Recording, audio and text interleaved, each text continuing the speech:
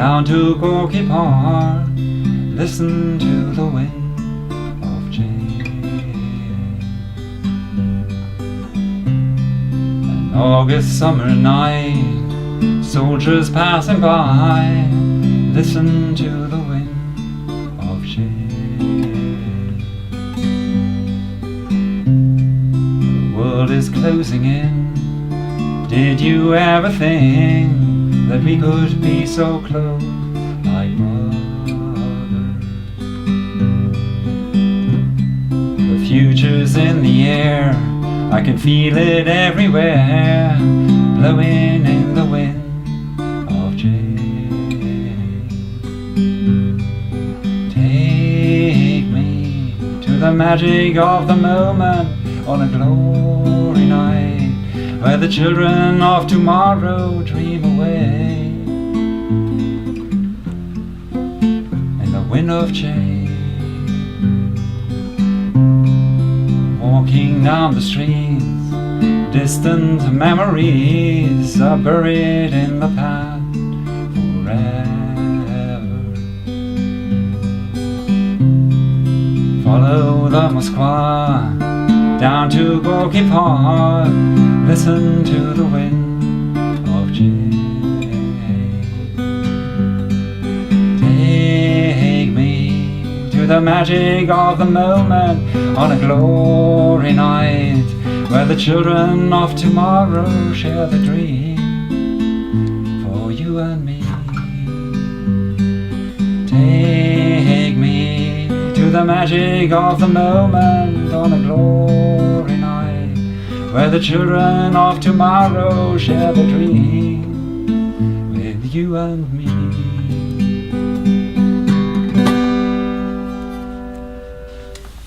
Wonderful. Wow. Yeah, I can tell only one thing, that we have so many viewership right now that we cannot even turn for you Ustream. Sorry about that, but I'm pretty sure we're gonna give you the opportunity to see us on YouTube. Just search Olga Show and Chief Community Evangelist Mark Finnan, SAP. As I read your profile more, you're also interested in society's future well-being. Recently at TEDx, you shared 5 ideas on how to bring our schools into the 21st century. Yeah, that's one of my passions. I run a future salon where we meet almost every month around a theme, and one of the themes once was future of education, and I had John Taylor Gatto, who was the teacher of the year for a couple of years in New York City, and then he quit with an op-ed piece in the Wall Street Journal saying, "I don't want to hurt children anymore." And he then wrote a book which is called The Underground History of the American Educational System. And that was super interesting. And 7 years ago, almost 8 now, my daughter Nina was born. And so I have a new interest in education. And when you look at our educational system, it has been developed for the industrial age. We needed people to sit still for 8 hours and do what they are told. And that time has passed. If you think about all the development that is coming out here from Silicon Valley and from the whole world, for example, self-driving cars. Well, self-driving cars, I can't wait to get to be driven around. But as soon as self-driving cars are there, all the truck drivers and all the taxi drivers will be out of a job.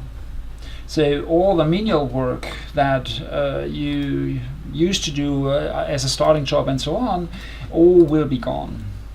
And we are not preparing our children for the world that they will inherit. And so I thought about it, what is it, the world that they inherit, and what will, with all this technology change in our world, what is it that we as humans are really exceptional in and continue to be and need to be? And I think it's solving problems. So we are amazing problem solvers. And I just think that we should change our schooling system to say, hey, children, number one, solve real world problems. That is idea number one. Idea number two is, well, let the children decide which problem they want to tackle. So at the beginning of the school year, the whole class is like coming together and say, within a week or two, they come up with something that they want to solve this year. That is an amazing skill to have, to come up with ideas and to also bring a whole group together to say, yes, this is what we want to tackle. And then do that for the rest of the year. And I think that idea number three is we live in a networked world. Just let the children then right away share what the problem is that they want to tackle and how they think they will solve it, or like Wikipedia pages online for everybody to see. And the great thing is that then they can look for others that may have solved the problem and ping them and get a network with these people that have solved the problem. Or then while they are doing it, get other help, or just by tracking every week what they did. Then they can look at the end of the project. Oh, here 4 weeks we went into the wrong direction. Next year we do it differently. Idea number four is let them do a big handover of the solution to the people that benefit from that solution, in front of their fellow students, their teachers, their parents, and especially the people that benefit from that solution. And how can we do that? How can we implement that at every school this fall? And I think we should take a page from Google's employees that have 20% of the time that they can focus on their own project. So 20% of a school week is 1 day a week. So I would love to institute the thank God it's Project Friday. So every Friday the kids focus on their problem. And I think that will do wonders to their own motivation, to their wow, I can do that, to working together and having small teams and networking with people in the community.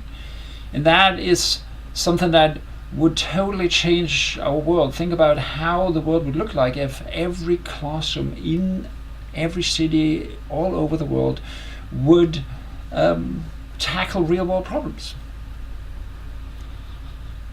So at that forum called Future Salon, this is like forum for technology luminaries to share ideas about technology, society, and culture. Right. So we are not focusing on the latest gadget. So it's not the latest BlackBerry phone. No, what we look at is larger trends and what can we do to more or less influence the future towards one that works for everybody. So boldly creating a future that works for all is our tagline, our bold tagline. All right. So you also said that your daughter Nina, that's a Russian name, could be German name. Yeah, I think it's from Ninochka. Ninochka, yeah, it's a Russian name. So, okay, so already many years ago, you called your daughter Nina. Right. Is it any ideas? Sorry, maybe I'm going too far. So you have to answer. Number one, it's just a really lovely name, and it really fits Nina. She is so has so much spunk, as in like Pippi Longstocking is so alive, and that very much fits to Nina. And then there is Nina Simon or Nina Hagen, which is also someone that is interesting. Now, considering coming back to your company, Right. SAP has name on ice skating arena pavilion in San Jose now. Used to be HP, and now SAP. SAP Arena, that's right.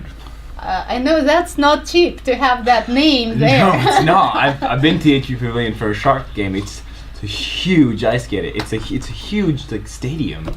Yes, absolutely, and it shows that SAP. So the big thing that SAP is doing is allowing companies to run better. So like Porsche, Apple, Ooh, Porsche. Microsoft, and major companies use SAP software to run better. But now we are even improving the experiences of people going to events like the Sharks game. So what will happen soon, and I haven't been, is that you can look at your smartphone and check the statistics and interact what is going on. And I see a future of Under Armour is also a customer of us, and they are putting sensors into their jerseys, and so you may soon be able to see what is really going on. What is the heart rate of your favorite player and while they are playing? Wow. Especially when they boxing right there on Oh. the ice. Yeah, actually, well, that would also be pretty good for the safety of a player too, because if they could kind of tell what the heart rate is, how what parts of the body like that, you could kind of prevent a lot of injuries and other potential problems. Yep, and there is like the NBA statistics are powered by SAP HANA, our in-memory database. So if you ever check out the NBA statistics, and it's really interesting, all the data is going back, I think, to the 50s, is there and gets crunched by SAP. And isn't it the owner of SAP also own Sharks team? Yes, one of the founders, Hasse Plattner, he is in part living here in the Bay Area, and he is a total fan of the Sharks, especially back then when they had the Russian storm. Yes, we had like lots of famous Russian players, Tretiak, Larionov, also Nabokov. Yeah, and I totally remember him saying, "Yeah, this is so great." When they come out, they almost always score. So Tretiak, Laryakov, Tretiak, Larionov, and who who was else the third was one? there? Third one. So yes, he is a total fan, and so he is now part owner of the Sharks, and yes, and SAP is sponsoring the arena. It's interesting. So Russians somehow influence the owner of the or co-founder of the company or the owner of the company. See, kind of Germans, Russians, Americans working together and bringing something productive and creative.